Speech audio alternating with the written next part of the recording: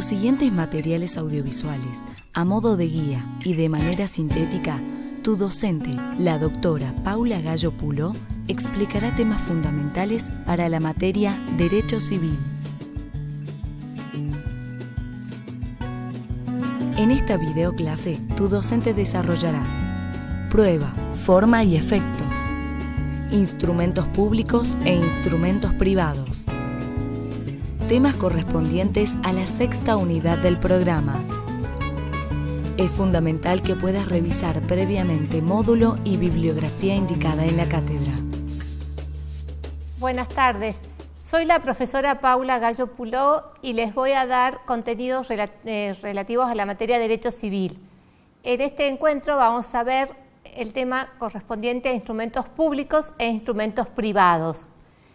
Recuerdan ustedes que cuando veíamos al acto jurídico, cuando estudiamos el acto jurídico, vimos que es un acto voluntario y para que el acto sea voluntario es necesario que reúna lo que son las condiciones internas de la voluntad, el discernimiento, la intención y la libertad.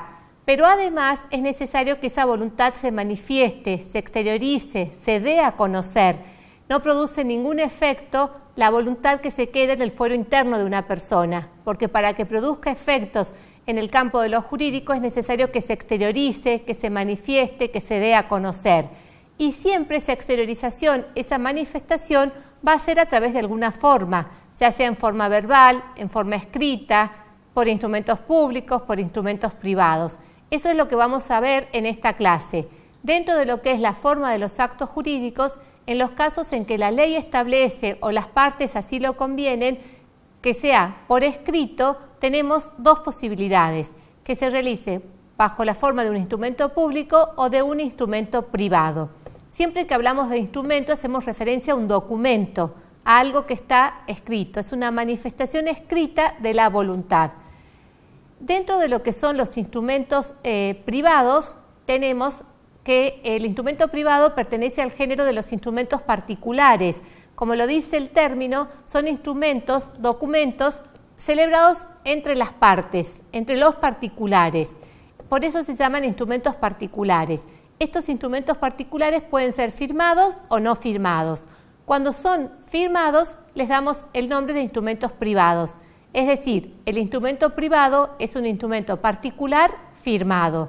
¿Por qué es particular? Porque intervienen las partes en ese instrumento y tiene que tener la firma de esas partes.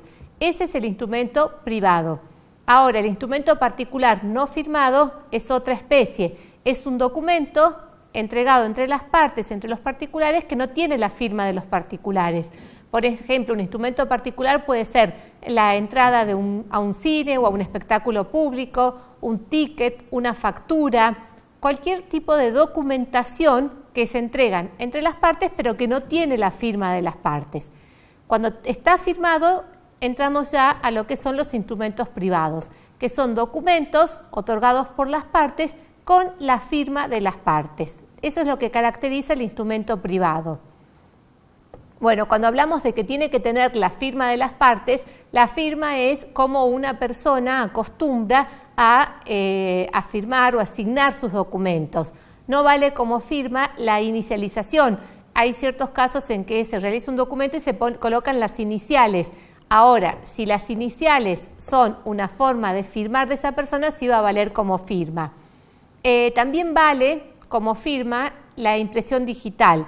Esto estaba discutido antes porque algunos autores consideraban que la impresión digital es, así como es un medio certero de identificación de las personas porque no se repite, no hay dos huellas digitales iguales, también existe la posibilidad de obtener la huella digital de quien está dormido, de quien está desmayado o también de una persona que no sabe leer. Entonces, también podemos entrar en duda si realmente la persona estampó su huella digital a conciencia, porque por ejemplo, si no sabe leer y está su huella digital, tenemos que tener la certeza de que le fue leído y que entendió lo que estaba, en dónde estaba estampando esa huella.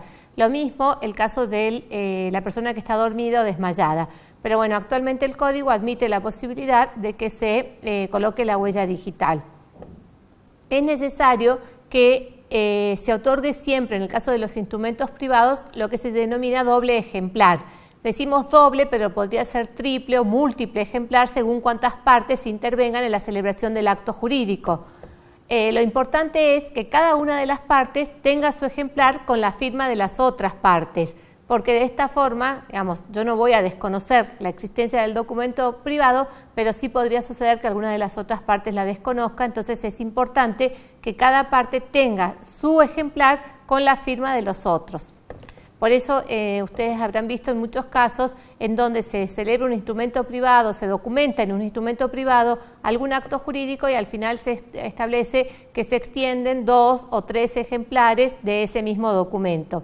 Entonces, cada una de las partes se lleva su ejemplar con la firma de las otras partes. ¿Cuál es el valor probatorio? Digamos, ¿qué voy a poder probar con el instrumento privado? Bueno, el instrumento privado tiene todo el valor probatorio entre las partes. Por esto mismo de que yo les decía, si yo firmé el instrumento privado y la otra parte se llevó el ejemplar con mi firma, la única forma de que ese instrumento no pueda ser hecho valer frente a mí es que yo desconozca la firma. Entonces, entre las partes tiene todo el valor probatorio, salvo que alguna desconozca la firma y ahí tendré que demostrar que sí es su firma. Ahora, frente a terceros no tiene valor probatorio. Recuerden ustedes que dentro de lo que son los terceros tenemos a los acreedores que no participaron de ese acto jurídico y no tiene valor probatorio. ¿Por qué? Porque la única constancia que podemos tener de que realmente ese instrumento privado se firmó y se firmó en la fecha en que consta en él es lo que dicen las partes, y esto sucede en un ámbito de tal privacidad que sería muy fácil, si en caso de que tuviera valor frente a terceros, burlar los derechos de acreedores. Por ejemplo, un acreedor traba embargo sobre el automóvil de una persona y esa persona se opone a ese embargo con un instrumento privado en donde consta que el auto lo vendió hace un año a otra persona.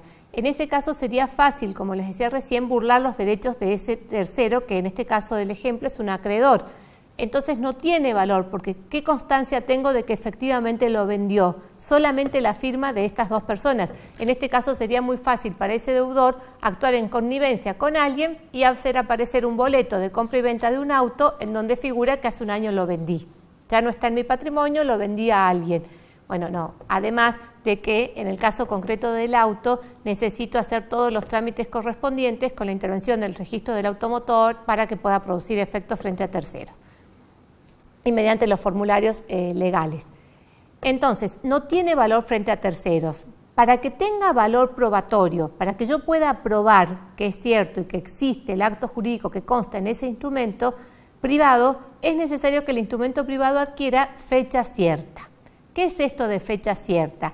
Tiene que ser alguna constancia que le dé toda la validez frente a terceros y que no podamos dudar que ese acto jurídico realmente existe. La fecha cierta no va a coincidir generalmente con la fecha que está estampada en el documento. ¿Por qué? Porque en el documento va a figurar una fecha y la fecha cierta generalmente va a ser otra, por lo general. ¿Por qué? ¿Cuándo adquiere fecha cierta un instrumento?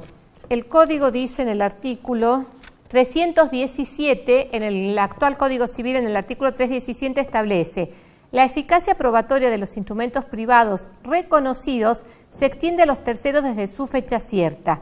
Adquieren fecha cierta el día en que acontece un hecho del que resulta como consecuencia ineludible que el documento ya estaba firmado o no pudo ser firmado después. Fíjense ustedes, este artículo 317 establece el día en que acontece un hecho del cual resulta como consecuencia ineludible que el documento estaba firmado y no pudo ser firmado después. Es amplio. ¿Por qué es amplio? Porque cuando ocurre ese acontecimiento adquiere fecha cierta. Por eso este artículo lo tenemos que leer junto con el artículo 1035 del anterior Código Civil, del Código Civil de Vélez, en donde Vélez establecía distintos supuestos en los cuales el instrumento privado adquiría fecha cierta. Por ejemplo, uno de los supuestos que establecía Vélez es cuando ese instrumento privado era certificado ante un escribano y 2 testigos, o cuando ese instrumento privado era presentado en un juzgado o en una repartición pública donde se le coloca un cargo. se consta que se presentó en tal lugar, en tal fecha y en tal hora. Entonces, a partir de ese momento, ese instrumento privado adquiría fecha cierta y pasaba a tener todo el valor probatorio frente a terceros. Bueno, hoy sigue sucediendo lo mismo. Adquiere fecha cierta, nada más que el código deja amplia la posibilidad de que en distintos supuestos adquiera fecha cierta. Por eso tenemos que ir al artículo 1035 del código anterior y ver cuáles pueden ser esos supuestos. Entonces, resumiendo, el instrumento privado, que es ese documento otorgado por las partes, que tiene la firma de las partes, tiene valor probatorio entre las partes, pero no frente a terceros. ¿Cuándo va a tener valor frente a terceros? Cuando adquiera fecha cierta. Y a partir del momento en que adquiere fecha cierta, vale frente a terceros.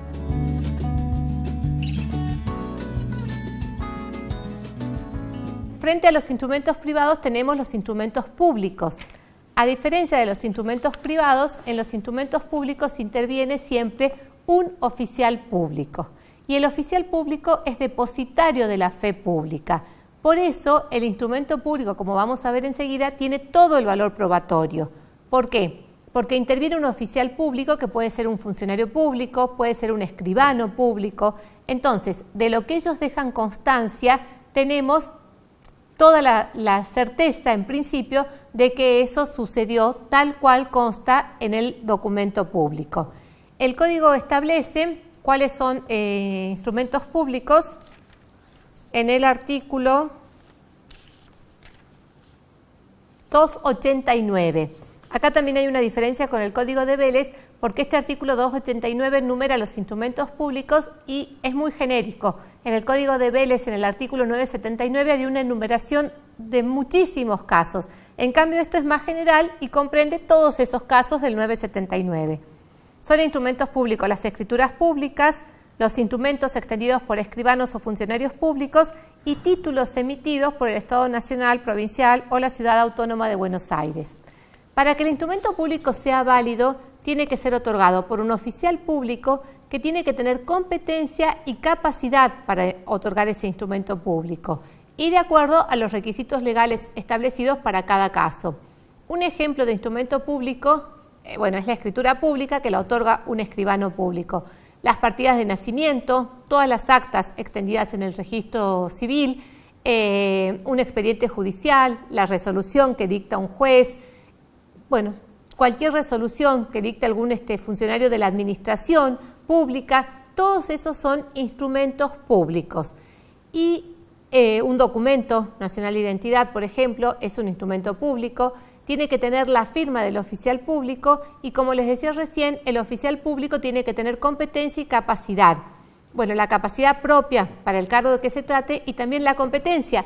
No tiene validez una sentencia dictada por un oficial del registro civil, por ejemplo. ¿Por qué? Porque el registro civil, el funcionario o oficial del registro civil no tiene competencia para dictar una sentencia, pero sí va a tener competencia para firmar un acta de nacimiento, por ejemplo. Les decía yo que el instrumento público tiene todo el valor probatorio entre las partes y frente a terceros. Ahora, hay ciertos casos en que se puede atacar la veracidad o la autenticidad de ese instrumento público. ¿Por qué? Porque tomemos como ejemplo un acta de nacimiento, una partida de nacimiento. En la partida de nacimiento figura que una persona es hija de otra. Ahora, yo sé que eso no es verdad. ¿Por qué? Porque sé que esa persona no nació de quien figura en el acta de nacimiento. O bien puede ser porque estoy viendo que la partida de nacimiento o el acta de nacimiento no es verdadera, pero lo que sucede es que tiene falsificado, por ejemplo, una firma y un sello. Entonces, puede ser que en su materialidad no sea auténtica o puede ser que en su contenido no sea auténtico. En estos casos, lo que hay que hacer es, para atacar la autenticidad de ese instrumento público, una denuncia o un juicio especial que se llama de redargución de falsedad. Entonces, acá se hace una denuncia, se hace una investigación y se demuestra que esa acta de nacimiento, en el ejemplo en que estamos dando, no es auténtica o bien no es real, no es cierto lo que consta en esa acta. Demostrado eso, se va a atacar la veracidad de ese instrumento público.